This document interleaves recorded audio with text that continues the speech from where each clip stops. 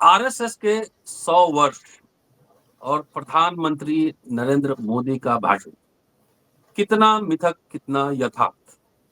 अम्बेडकरनामा ने अपनी ओर से उनके भाषण का विश्लेषण किया है और कुछ सवाल बनाए।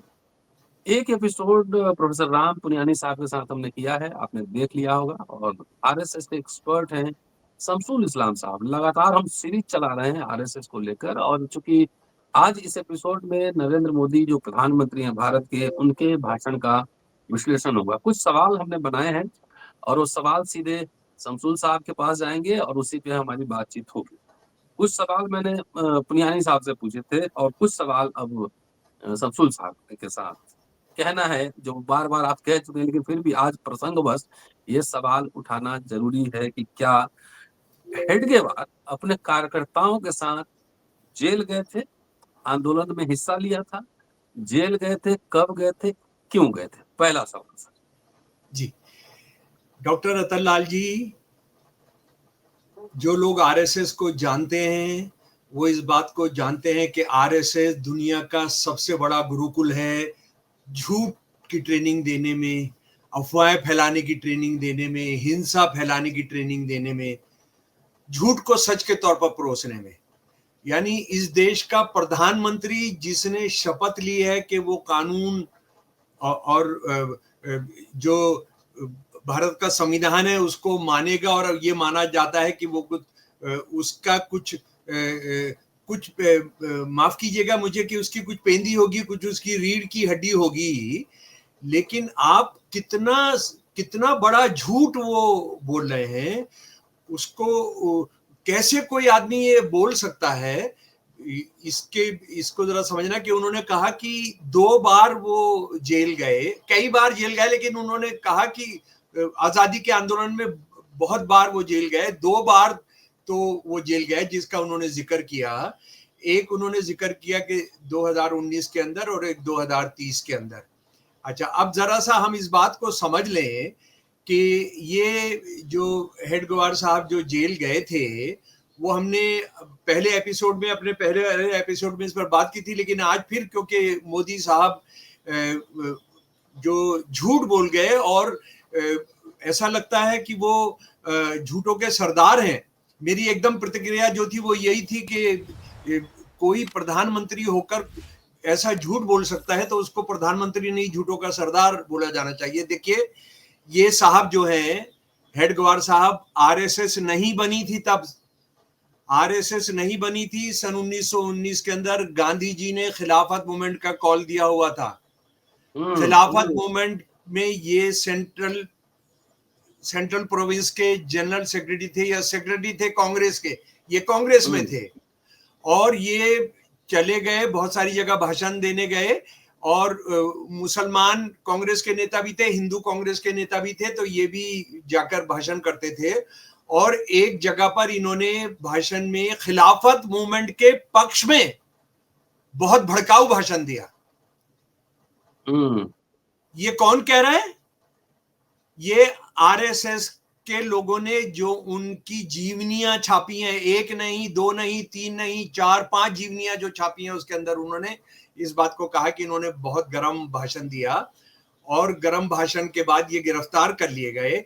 हालांकि उस गर्म भाषण के बाद जो गिरफ्तार किए गए, इन्होंने गांधी जी का एक निर्णय, कांग्रेस का एक फैसला नहीं माना कि आप अपना वकील खड़ा नहीं करेंगे, आपको जो सजा दी जाएगी आप उसको कबूल करेंगे, कोई सफाई नहीं देंगे। इनको 1 साल की सजा कैद बामुशक्कत, यानी विद लेबर, आपकी सजा होगी, लेकिन आपने खेत में काम करना है, आपने कुछ बनाना है, कुछ बुनना है, खेती करनी है, बागबानी करनी है, कुछ इस तरह का काम आपने करना होगा। तो ये सजा सुनाने से पहले इन्होंने एक वकील खड़ा कर दिया। डर गए। हालांकि इनकी जीवनी में बताया गया कि नहीं, ये चाहते थे कि सब लोगों को पता लगे कि देखिए क्या लड़ाई है, यानी खिलाफत मूवमेंट की क्या लड़ाई है वो इसको बताना चाहते थे, जबकि कांग्रेस का आदेश था कि आप इसको बिल्कुल जो सजा मिलेगी आप उसको कबूल कर लीजिए। और ऐसे हजारों लोग गिरफ्तार हुए थे, हिंदू मुसलमान सिख गिरफ्तार हुए थे इस आंदोलन के अंदर। और ये नॉन कोऑपरेशन मूवमेंट का भी हिस्सा था ये। अच्छा, उसके बाद जो हमने डॉक्टर दलाल इस बात का इसके साथ एक जुड़ा हुआ एक बड़ा बड़ा दुखद या शर्मनाक बल्कि हास्यास्पद पहलू भी है कि वो ये है कि जब इनका 1 साल के बाद जब ये 12 जुलाई सन 1922 को अजानी जेल से रिहा हुए तो इन्होंने जेल वाले कपड़े उतारे और इनको उनके अपने कपड़े दिए गए जो पहनकर ये जेल में आए थे। तो वो कपड़े इनके इतने छोटे हो गए कि 25 पाउंड वजन इनका बढ़ चुका था, 13 किलो वजन इनका बढ़ चुका था। 13 किलो का वजन आप अंदाजा करिएगा कि 13 किलो कितना होता है। ये 13 किलो का वजन इसलिए बढ़ा था, इसकी वजह भी हमको समझ में आती है, इन्हीं जीवनियों में है, आरएसएस के लिखी हुई जीवनियों में, छापी गई जीवनियों में, कि इनकी जो थी वो सर जत्थार जो जेलर था, एक बहुत क्रिमिनल जेलर था डॉक्टर जत्थार। इसने कितने इनकलाबियों को फांसी दी, कितने कांग्रेसी नेताओं को नंगा करके इसने सजाएं दी, उनको बर्फ के सिल्लियों पर रखा, ये सब किया। इनके साथ हमारे हेडगेवार जी की दोस्ती हो गई थी। तो अगर जेलर से आपकी दोस्ती हो जाए तो आपका वजन बढ़ेगा घटेगा? मजे हैं। मजे हैं। ये भारत के इतिहास की, भारत के स्वतंत्रता आंदोलन के इतिहास का पहला बंदा था जो कैद बामुशक्कत 1 साल बिताकर आया और इसका वजन 25 पाउंड बढ़ गया था। इकलौता उदाहरण है ये, इकलौता उदाहरण। तो आप ये समझ सकते हैं कि आरएसएस वाले जेल में जाकर क्या करते हैं, और उनके सबसे बड़े गुरु, उनके जो पितामह थे, उन्होंने ही इसको किया था। अच्छा, उसके बाद दूसरे जेल जाने का भी सुन लीजिए। वो ये है कि नमक आंदोलन चल रहा है।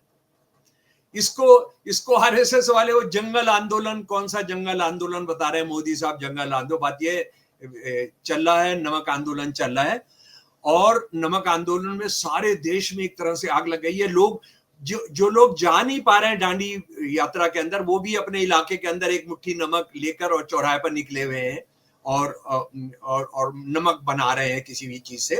तो वो इन्होंने सोचा कि लोग बहुत ज्यादा हो रहे हैं और कांग्रेस का कोई नेता इनके साथ आ नहीं रहा, तो इन्होंने ये तय किया कि मैं अंदर जाता हूं, उसमें हिस्सा लूंगा और जेल चला जाऊंगा, और जेल जाकर मैं वहां कांग्रेसी नेताओं को उनको तोड़ूंगा।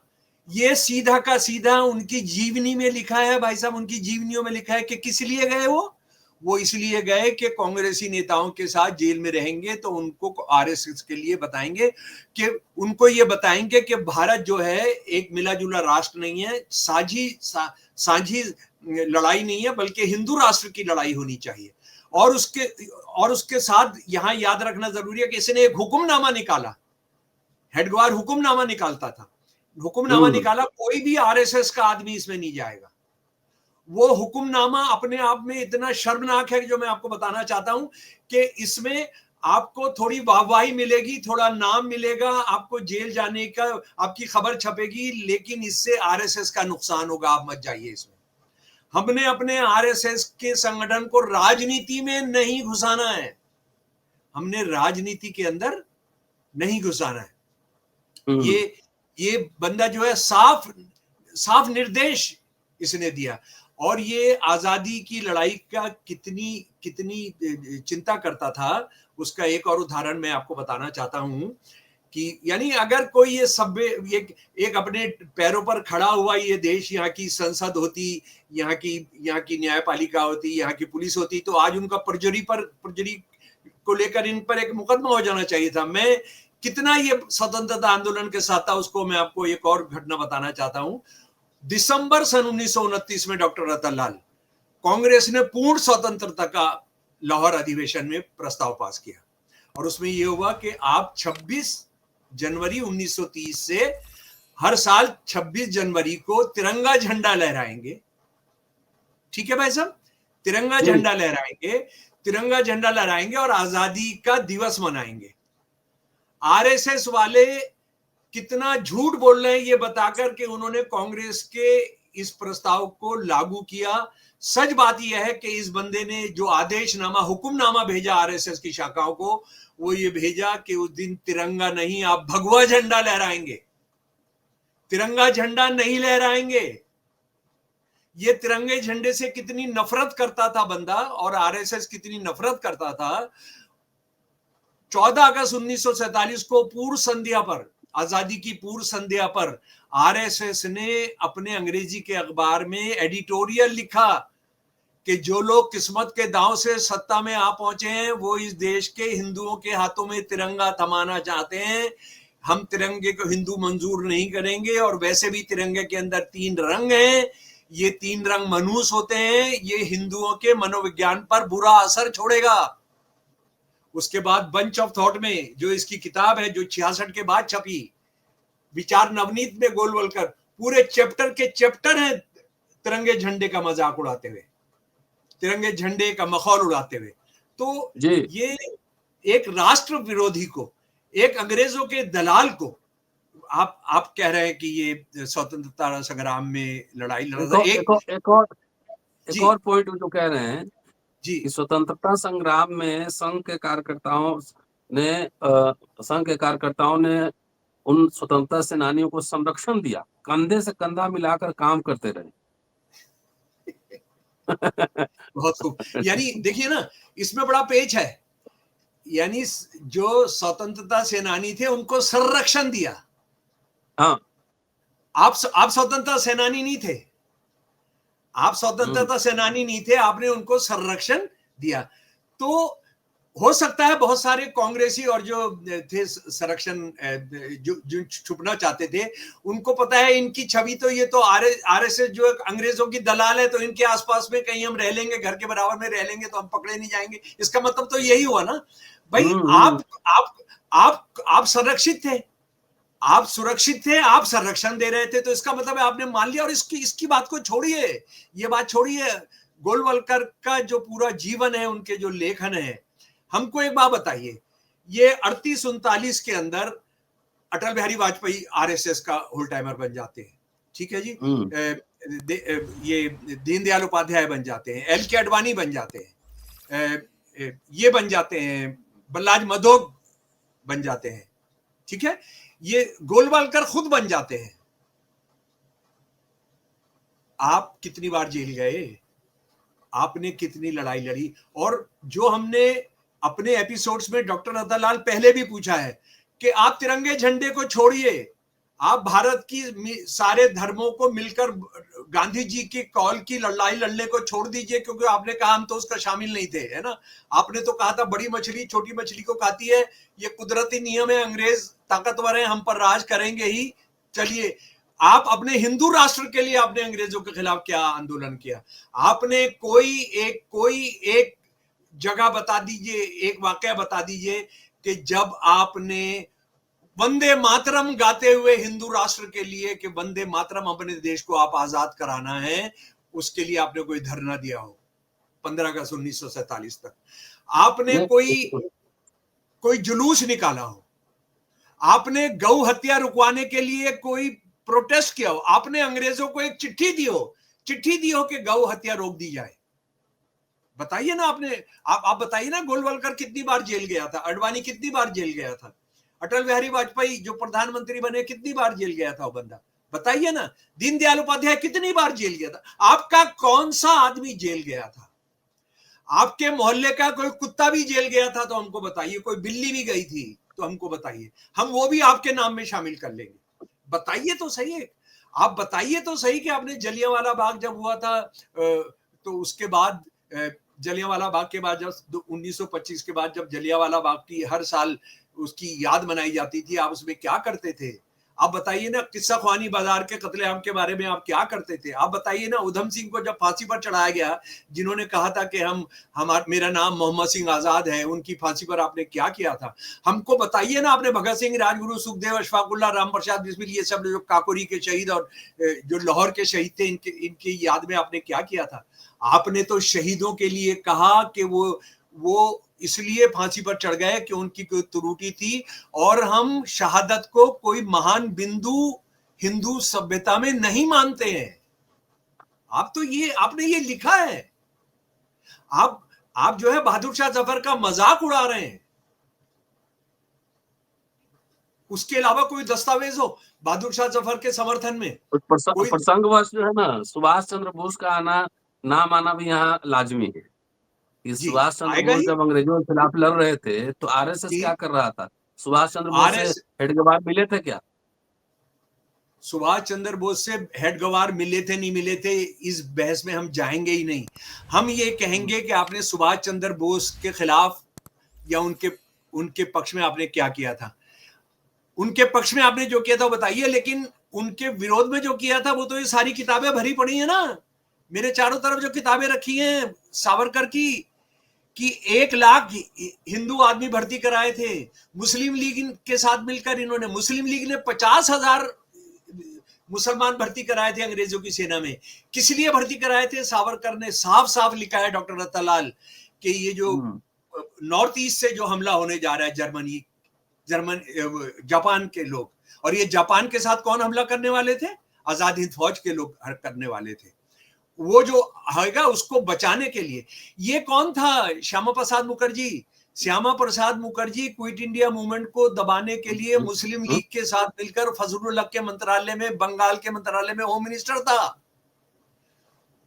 वो ये कह रहा है कि मुस्लिम लीग के साथ मिलकर मंत्रालय बनाया था इन्होंने, और वो ये कह रहा है, इंग्लैंड जो अंग्रेज गवर्नर है उसको लिख रहा है कि कांग्रेसी ये भ्रम फैला रहे हैं कि आपके आने से भारतीयों का बहुत नुकसान हुआ है, आपने तो उद्धार किया है हिंदू जनता का। ये लिख रहा है श्यामा प्रसाद मुखर्जी। इस सब के बावजूद देखिए आप क्या क्या बात यह है। देखिए आज एक बात तय हो गई है डॉक्टर रतनलाल, वो तय हो गई है कि इस देश में जो बहुत सारी लड़ाइयां हो रही थी ना, वो बीजेपी है, वो शिवसेना है, वो ये है, वो, अब लड़ाई सीधी आरएसएस से है। ये मैं राहुल गांधी को मैं इसके लिए बधाई देता हूं कि वो जो कह रहे थे कि सीधी लड़ाई जिससे है, हम लोग तो कहते ही थे कि ये जो है, ये सब अब बीच में सब चमचे वमचे सब ये भाड़े के ये जो खड़े हुए थे, ये जो सब खत्म हो गए। अब सीधी लड़ाई आरएसएस से है। ये मोदी जी ही कह रहे हैं। आज बताइए, जो सिक्का जारी किया गया है, कल जो सिक्का जारी किया गया है, सिक्का और डाक टिकट, हाँ डाक टिकट, वो उसका जो उसकी जो गलतियां हैं उसके अंदर, वो तो छोड़िए, आप तिरंगा झंडा नहीं है। और ये मैं आपको बताना चाहता हूं कि एक चीज जो बिल्कुल याद रखनी चाहिए कि इसके 100वें जन्मदिन पर 208 में, मुझे लगता है कि 208 में ही हेडगेवार के 100वें जन्मदिन पर अटल बिहारी वाजपेयी ने डाक टिकट जारी किया था।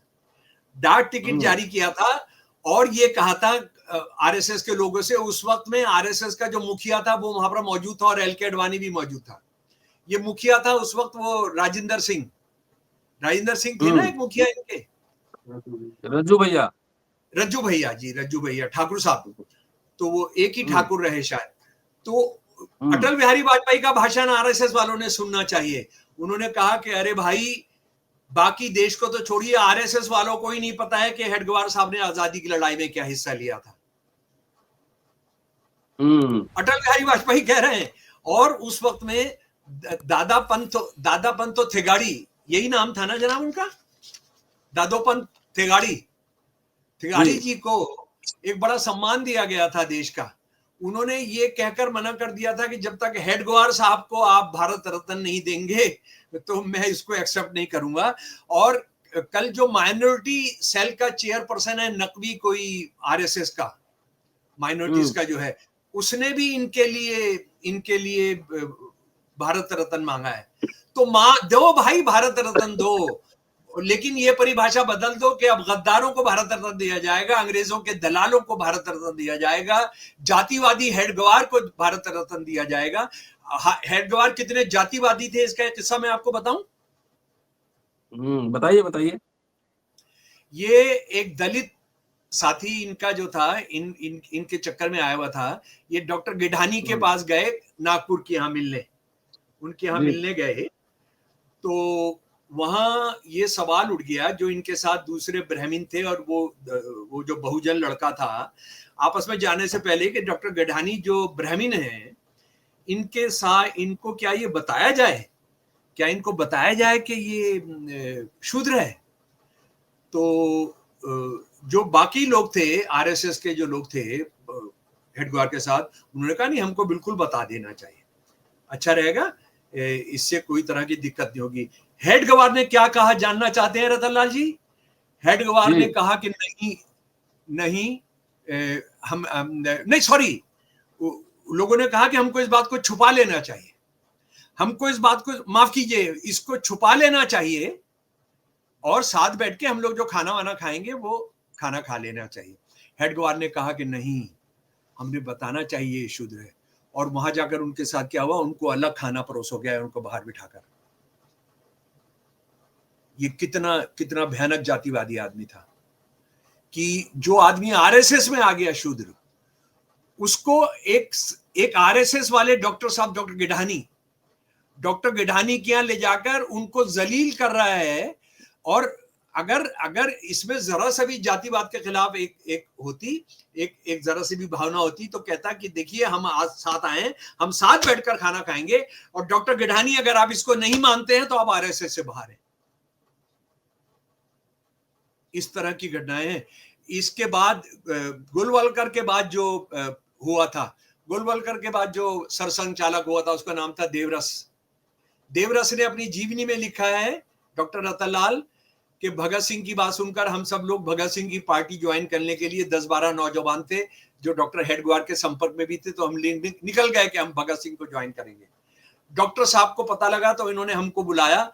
एक हफ्ते सुबह से रात तक मीटिंग चलती रही, रात को 10 बजे से रात को 3 बजे तक मीटिंग चलती रही, और उन्होंने हमें ये तबाह करने वाले रास्ते पर जाने से रोका, विध्वंसकारी रास्ते से रोका। ये कौन कह रहा है? ये बाला साहब देवरस कह रहा है। तो इस देश के, मतलब इस देश को शर्मिंदा कर दिया, और ये शर्मिंदा लगातार रोज कर रहे हैं। पर एक और बात सवाल है, एक और, जी बताइए। आरएसएस ने संविधान का विरोध किया था, अंबेडकर साहब का भी विरोध किया था, नेहरू अंबेडकर के पुतले फूके थे, लेकिन मोदी साहब ने आज भाषण में जो कहा है कि समाज के एकता और संवैधानिक संस्थाओं के प्रति आस्था ने संघ के स्वयंसेवकों को हर संकट में स्थित प्रज्ञ रखा। संवैधानिक 26 नवंबर संस्थाओं के 26 नवंबर 1949 भारत की संविधान सभा ने संविधान पास किया। 4 दिन के बाद इन्होंने लिखा, हम इसको रद्द करते हैं, हमको ये मंजूर नहीं है, ये हिंदू विरोधी है जी। इसके बाद उन्होंने मनुस्मृति का क्या, 1889 के अंदर हेडगेवार पैदा हुए, 1989, ये पता नहीं कौन से 100 साल पैदा हुए। आप मेरे प्यारे दोस्त, आप जानते हैं ना कि आरएसएस वाले कितना प्यार करते हैं भारत के संविधान को, कि जो मूर्ति है, मनु की मूर्ति है राजस्थान हाईकोर्ट के सामने, जयपुर हाईकोर्ट के सामने, वो हेडगेवार की 100वीं उस पर लगी है, 100वीं उस पर लगाई गई है, उसकी याद में, उसको कमेमोरेट करते हुए। और उसके बाद क्या क्या आप जानना चाहते हैं, क्या क्या जानना चाहते हैं? केरल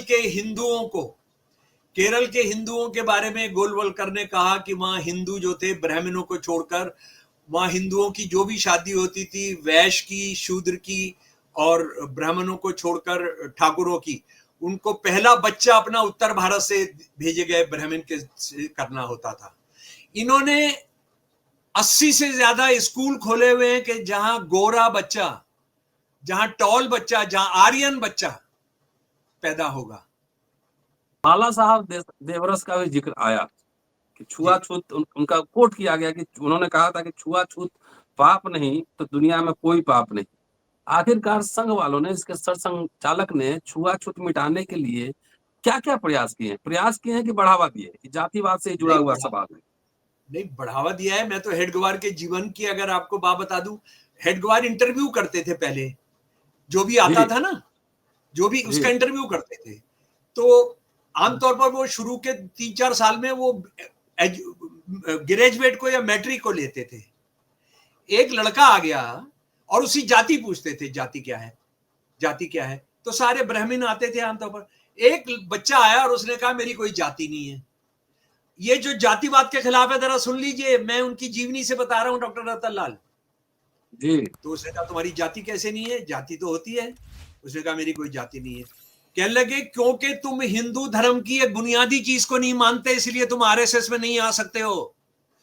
लाइए हम्म। रतन लाल आरएसएस के किसी आदमी को, मैं उससे बात करना चाहता हूं आरएसएस के दस्तावेजों से। एक बंदा आया इनकी शाखा ज्वाइन करने के लिए कि जी मैं जी जी। जाति में विश्वास नहीं करता हूं, और हेड ग्वार कह रहा है तुम जाति में विश्वास नहीं करते तो इसका मतलब यह है कि तुम हिंदू धर्म की एक बुनियादी जो आस्था है उसमें विश्वास नहीं करते हो। तो जी। कितना कितना कितना नफरत करते। और जातिवाद का इन्होंने जो नया रूप दिया वो सुन लीजिए, दीनदयाल उपाध्याय, ह्यूमनिज्म। कौन सा ह्यूमनिज्म है पता नहीं, कौन सा ह्यूमनिज्म है। दीनदयाल उपाध्याय जी ने कहा जातिवाद अब किसी को थोपने की जरूरत नहीं है, ये आपका स्वधर्म है। यानी हम्म। डंडे के जोर से करने की जरूरत नहीं है, ये तो स्वधर्म है आपका। अब उन्होंने जातिवाद को एक नया नाम दे दिया, योर सेल्फ रिलीजन है। हम्म। सर, और जी मोहन भागवत की भी चर्चा हुई उनके भाषण में। उन्होंने कहा, पीएम मोदी ने कहा कि वर्तमान सरसंघचालक आदरणीय मोहन भागवत जी ने समरसता के लिए, समरसता, सामाजिक न्याय समरसता के लिए समाज के सामने कुआं, एक मंदिर और एक शमशान का स्पष्ट लक्ष्य रखा है। आगे फिर कहते हैं कि आज हमारी सामाजिक समरसता को घुसपैठियों के कारण डेमोग्राफी में आ रहे बदलाव से भी बड़ी चुनौती मिल रही है। देश ने इससे भी निपटने के लिए डेमोग्राफिक मिशन की घोषणा की। हमें कुटुंब प्रबोधन यानी कि परिवार संस्कृति और मूल्य को भी मजबूत करना है। डेमोग्राफिक एक्सप्लोजन एक तो कहाँ पहले से? वाले को आ डेमोग्राफिक जाए। बदलाव आ रहे। एक कुआं, जी। एक कुआं है ना, वो एक आरएसएस कुआं, ने, एक मंदिर, एक शमशान। आरएसएस ने कितने बनवाए हैं वो, आरएसएस ने वो कितने बनवाए हैं। उनकी शाखा तो 50,000 चल रही है, दो बढ़ जाते हैं तो उसी दिन दो 52,000 हो गई, 3 दिन के बाद वो बताते हैं 55,000 हो गई। कितने बनवाए हैं वो बताए ना, कितने कितने बनवाए हैं। वो जब महत का आंदोलन चल रहा था तो आरएसएस वाले क्या कर रहे थे ये हमको बताएं ना, ये हमको बताएं। अच्छा, दूसरी बात यह है कि आप, भाई ठीक है मुसलमानों की आबादी बढ़ रही है, आपका एक ये सवाल है, 1,000 साल में उनकी आबादी नहीं बढ़ी। 1871-72 के अंग्रेजों ने जो पहले धर्म के नाम पर सेंसस कराया उसमें मुसलमान 21.5% थे। आज 14% है, 14.5% है। चलो इस बहस को भी हम जाने देते हैं। आप एक बात बताइए, हिंदुओं के अंदर आप गोरा और लंबा बच्चे क्यों पैदा करा रहे हैं, उसका क्या ताल्लुक है ये डेमोग्राफिक चेंज से? हमको बताइए ना। आप मुसलमानों को सबको खत्म कर दीजिए, सबको जाने दीजिए, सबको बाहर निकाल दीजिए। हमको बताइए आपका हिंदुओं के बारे में क्या एजेंडा है। ये आप जो आदर्श बच्चे पैदा करने के लिए कर रहे हैं, जो हिटलर और मसोलिनी ने किया था। 80 जगह 7 से 8 यूनिवर्सिटीज के अंदर डिपार्टमेंट खोल दिए गए हैं। यूट्रस विकास डिपार्टमेंट, उत्तम संस्कृति, उत्तम संतुति, वो किसके लिए? आपने हिंदुओं के लिए क्या क्या किया है? आप कह रहे हैं सब बराबर हो गए, तो सब बराबर हो गए तो हमको ये बताया जाए कि सारे ये जो जातिवाद के नाम पर कल भी जो हत्याएं हुई हैं, परसों भी जो हत्याएं हुई हैं, ट्राइबल्स के खिलाफ 37% बढ़ गए हैं जुर्म बड़ा है, एक साल बड़ा है। के अंदर। जी, वनवासी 37% जुर्म कल्याण, हो गए। आज उनके भाषण में ये भी था कि आदिवासी संस्कृति बचाने का, ये बचाने का, वनवासी कल्याण और तमाम ये सब चर्चाएं आई हैं। लेकिन जी आदिवासियों के जंगल जमीन हड़पे जा रहे हैं और जो सर, क्राइम रेट बढ़ा है। उनके मंत्रालय का आंकड़े है कि 2024 में 37% बढ़े हैं। सरकारी आंकड़ा है कि 138 या 173 खरबपति बढ़ गए हैं पिछले साल के अंदर। यानी उधर वो बढ़े हैं, उधर ये खरबपति कहां से आए? उन्हीं की जमीनें, ट्राइबल की जमीनें कब्जा करके आए ना। उन पर अत्याचार बढ़ेंगे तो ये खरबपति पैदा होंगे। तो बहुत साफ है। आपने हिंदुओं के लिए क्या किया है? आपने हिंदुओं के लिए क्या किया है? ये सवाल तो मोदी जी जी ने जी जी। जवाब देना होगा जी। चलिए सर, बहुत बहुत शुक्रिया, बहुत शानदार बातचीत के लिए, और ऐतिहासिक तथ्यों के आधार पे आपने परत दर परत मोदी जी के भाषण का विश्लेषण कर दिया। शुक्रिया, देखते रहिए अम्बेडकर नामा। Thank you sir. ओके भाई साहब।